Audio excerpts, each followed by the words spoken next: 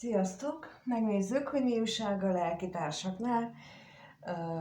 A lelkitársak az én értelmezésemben nem csak férfi és nő lehet, hanem lehet azonos neműek is, lehetnek barátnők, munkatársak, szülő, gyermek, és nem csak párkapcsolatban, bár párkapcsolati értelemben, úgyhogy és ilyen módon értelmezem én is az én megközelítésemben az ő legfontosabb feladatuk az a lélekszerződésnek a beteljesítése, amit ők a leszületésünk előtt egymással kötöttek, hogy segítsék egymást a szellemi fejlődésükben, ami életfeladatot vállalunk magunknak, és ez a segítség, ez bizony nagyon gyakran képletesen mondva pofozással jár, vagyis hogy fájdalmakat okoznak, hogy megtanuljuk.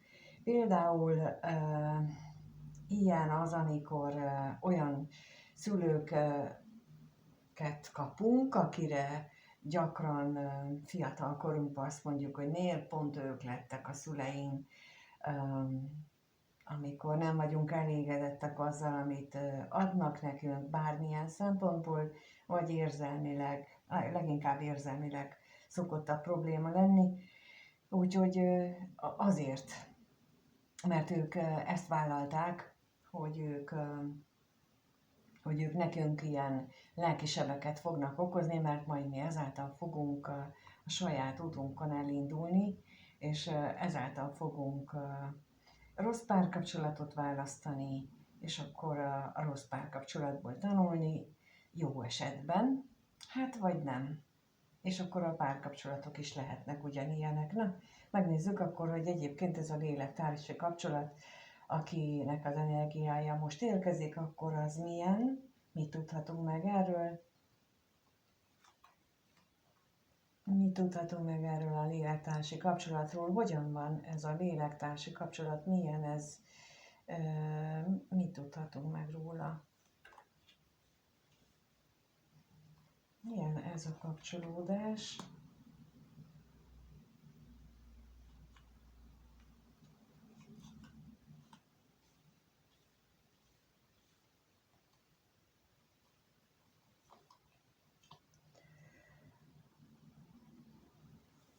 Itt láthatóan a kommunikációs szinten nagyon erős a vágy egymás iránt, vagy legalábbis a kapcsolatban nagyon erős a kommunikációra a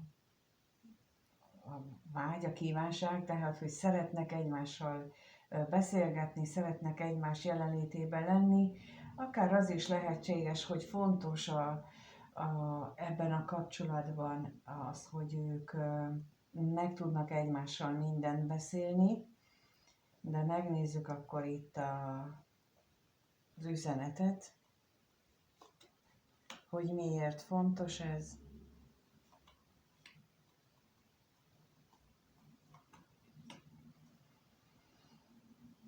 Elképzelhető, hogy itt a beszélgetés szintjén tudják csak ők megélni az érzéseket, vagy legalábbis onnan indul, hogy beszélnek róla, arról, hogy mi jelent számukra, mit jelent számukra az érzés, a kitartás, a hűség, és lehetséges, hogy ezt először így, vagy csak egymással tudják megbeszélni. Na nézzük még itt a levelet, hogy ezt mit tudhatunk meg a levélről.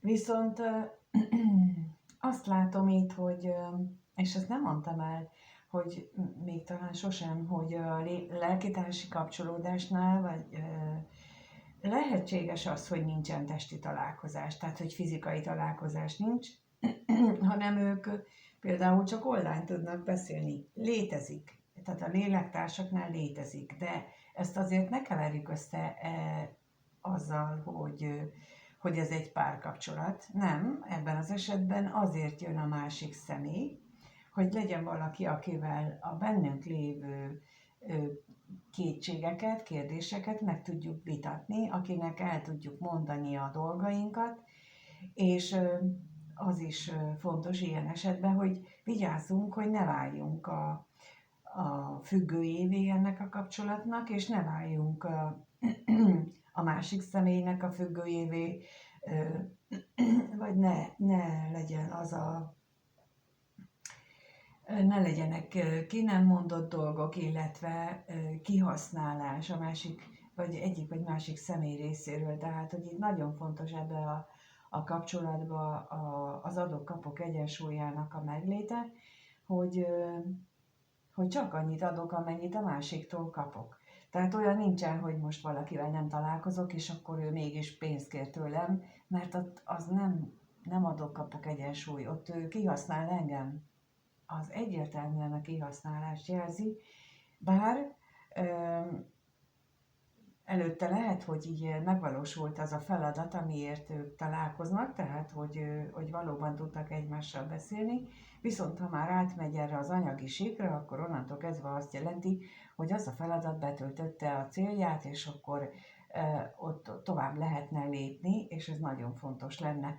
Tehát most itt valamiért ez jött ki itt is, hogy nincsen fizikai találkozás, de mégis itt nagyon-nagyon fontos lenne, illetve a függés is megjelenik, a függőség megjelenik, és ezért is mondtam el ezt, hogy erre nagyon fontos lenne figyelni, mert mint ahogy mondtam, egy lélektársi kapcsolódás az nem csak jó lehet hozzánk, az benne lehet egy ilyen, pontosan ezzel a függőséggel tanít bennünket, hogy belecsúszunk-e sokadjára, hogy kihasználnak bennünket, vagy azt meg tudjuk oldani, hogy akkor itt van a határ, és akkor innen tovább nem lehet. Na megnézzük akkor egyébként, hogy gondolkodnak ők egymásról, milyen gondolataik vannak egymással kapcsolatban. Lássuk, hogy mit gondol egymásról a férfival jelzett személy és a nővel jelzett személy, és azt ezzel túl csak úgy használom, hogy férfi és nő, de a lényeg az, hogy akit ti behelyettesítettek, arra gondoljatok, kettőt kérek, tehát először a férfi mit gondol a nőről.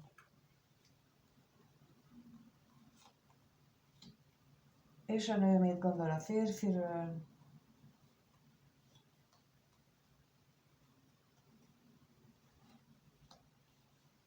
Bocsánat, de amikor ezt a kettőt itt kiraktam, akkor az jött, hogy beteges elképzelései lehetnek a párkapcsolattal összefüggésben, tehát hogy itt még rákérek a betegségre, mert itt határozottan érzékelek valamilyen nem kellemes energiát.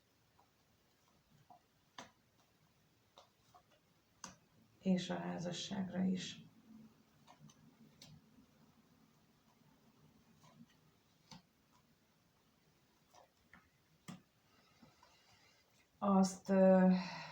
Azt érzem itt a férfi részéről, hogy ő ezt a beteges elképzelései vannak, ezt úgy éli, úgy képzeli el, úgy gondolja, hogy túlságosan birtokló, túlságosan magához láncoló, túlságosan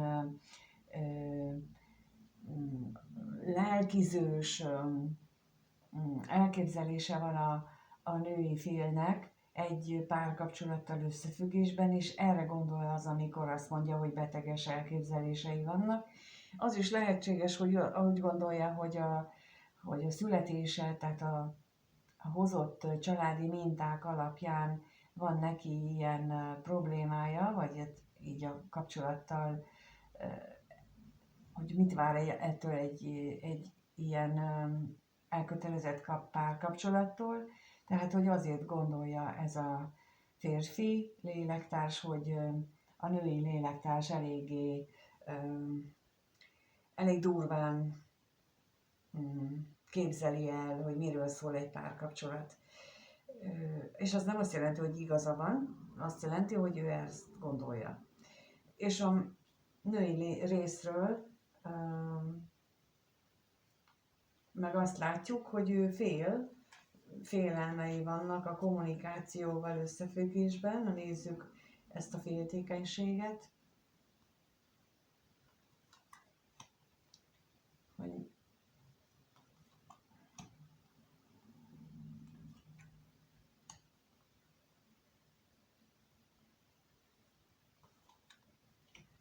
és az üzenetre is kérek.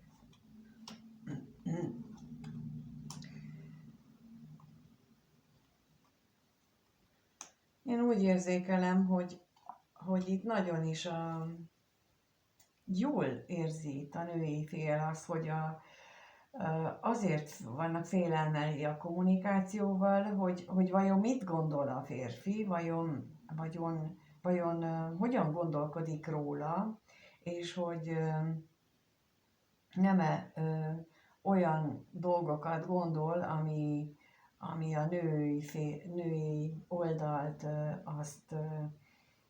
azt bántaná, vagy rosszul érinteni, vagy ami miatt ő neki saját múltjában ilyen nehézségei támadtak. Szóval egy mondattal úgy fejezném ki, hogy érzi a női oldal az, hogy a férfinek olyan gondolatai vannak, hogy ő túl sokat vár egy kapcsolattól. Én így gondolnám ezt röviden összefoglalva. Megnézzük, hogy akkor milyen érzések vannak egymás iránt, mit éreznek egymás iránt. Lássuk akkor, hogy a férfi mit érez a nő iránt, kettőt ismét. Mit érez a férfi a nő iránt?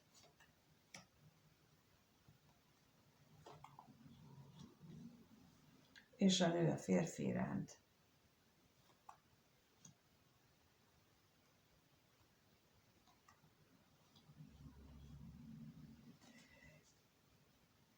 Hát a férfi igyekszik magát távol tartani ettől a kapcsolódástól, igyekszik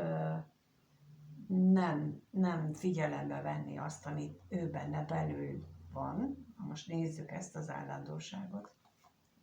Mi van benne belül?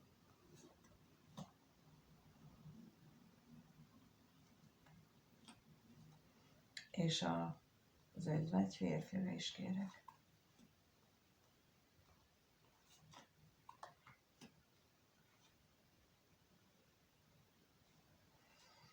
Azért, mert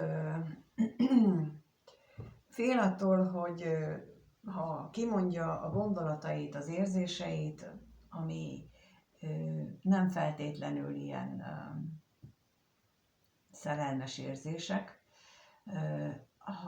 hanem más jellegűek, újszerűek és elgondolkodtatók számára, de az nem fog tetszeni a női lélektársnak, és ezért inkább nem foglalkozik azzal, hogy mi van benne, nem akar konfrontálódni.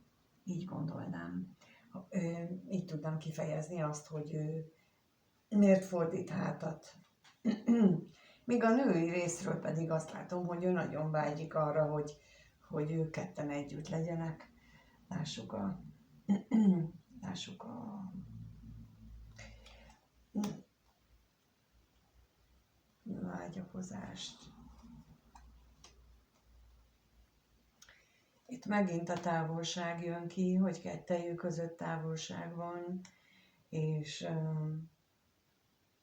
ez lehet fizikai, és lehet mondjuk lelki távolság is, és az örvendezésre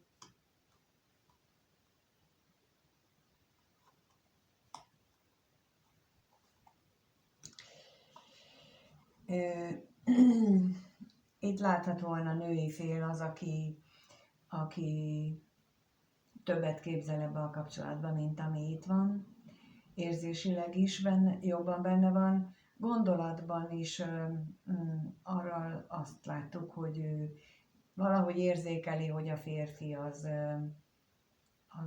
helyteleníti az ő gondolkodásmódját, vagy nem ért egyet vele, de ettől ez a női felet nem zavarja, ő neki vannak olyan vágyai, olyan reményei ezzel a kapcsolattal összefüggésben, hogy itt majd lesz találkozás, lesz együtt örvendezés, együtt töltött idő, és nem probléma, hogy majd ez a kapcsolat tulajdonképpen hogyan van, az úgy ő reménykedik benne, hogy azért itt lesz ennek a folytatása, és akkor megnézzük, hogy lesz-e folytatása valóban, vagy csak továbbra is ezek az energiák maradnak. Tehát itt a kérdés akkor az, hogy a következő 1-2 hétben hogyan alakul ennek a lelkitársi kapcsolatnak, hogy a jövője, hogyan alakul itt a kapcsolat maga a következő 1-2 hétben, hogyan alakul ez a kapcsolat.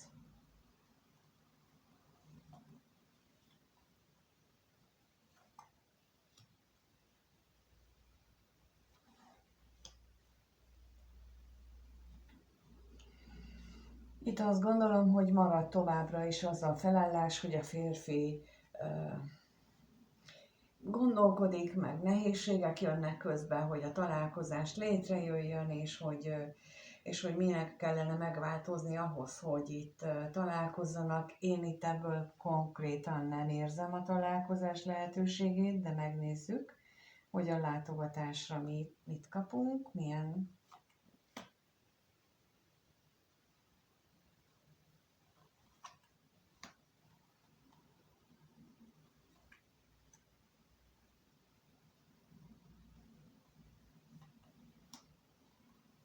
Hát nyugodtan állíthatom ez alapján, hogy ő kifogásokat keres,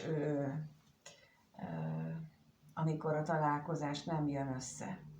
Ő kifejezetten a kifogásokat érzékelem, rázol a hideg folyamatosan, amióta ezt így kiraktam, hogy ő a találkozásba érzelmeket tegyen, és akkor így ő nem akar találkozni. Na, megnézzük még itt a bosszúságot.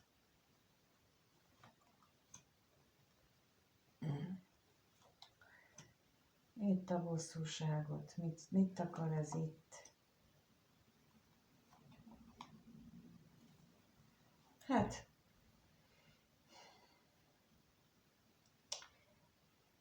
ez megint csak azt támasztja alá, hogy ő lehet, hogy a múltban mondott olyanokat, hogy itt akkor jó lenne a találkozás, de tulajdonképpen azóta már eltelt időben ő elbizonytalanodott, és lehet ennek köze ahhoz is, ugye, amit az előbb látunk a gondolatainál, hogy túlzónak tartja a női félnek az elvárásait egy kapcsolatban, és még hogyha nem is az a helyzet, hogy ő alapvetően rossz szándékkal kapcsolódott itt ehhez a lelkitársához, mégis lehetséges ott az, hogy menet közben kiderült, hogy hát bizonyos témákban nagyon eltérő a nézőpontjuk, és bizonyos témákban nagyon nincsenek összhangban, és ez bizony akadályozza a férfit abban, hogy ő valódi elköteleződést mutasson a találkozás iránt, és hogy ő tényleg akarjon találkozni. Itt szerintem, ahogyan az előbb is láttuk, a nő részről van a nagyobb találkozási energia, a találkozási vágyra vonatkozó energia. Még a halálra kérnék szépen.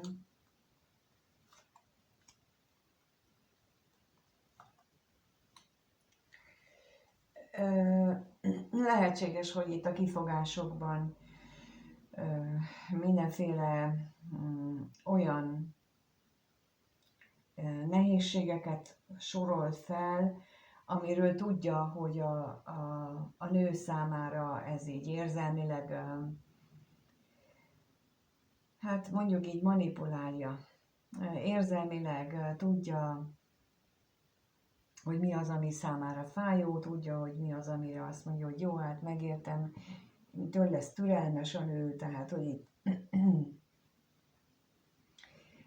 nem túl őszinte kommunikációt érzékelek én itt nagyon. a beszéd közben nekem nagyon küzdeni kell a beszéddel, ahhoz, hogy én ezt most így el tudjam mondani, állandóan verekedek, állandóan olyan, mint ha állandóan félre beszélnék, mint hogyha, mint hogyha a másik fél részéről állandóan ezt hát tényleg ilyen terelne.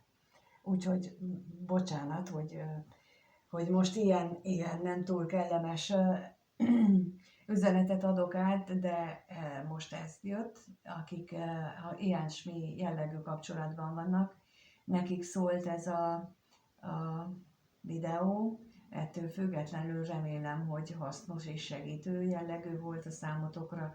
Köszönöm a lájkot és a feliratkozásokat, és ahhoz, hogyha egy ilyen kapcsolatban vagytok, és azt szeretnétek elengedni hétfő este, 23-án este 6-tól élőben ingyenesen elengedés bejelentkezést tartok, ahol beszélünk arról, hogy mi az, ami megakadályozza, hogy el lehessen engedni egy ilyen vagy bármilyen kapcsolatot is. Technikát mutatok, és lehet kérdéseket feltenni, és mindent is igyekszem segíteni 2 hetente. A leírásban megtaláljátok az elérhetőségét ennek, ahol regisztrálni kell, mert hogy akkor holnap még mennek ki e-mailek arra vonatkozóan, hogy hol milyen linkkel lehet csatlakozni, és javaslom mindenkinek, tényleg mindenkire, bárki, bármilyen szituációra érvényes, és ez a legkevesebb, amit magunkért megtehetünk. Ha bármilyen egyéni kérésetek van, akkor azt az elérhetőségemen tudtok keresni, és mindenkinek minden jót kívánok, amíg nem találkozunk. Sziasztok!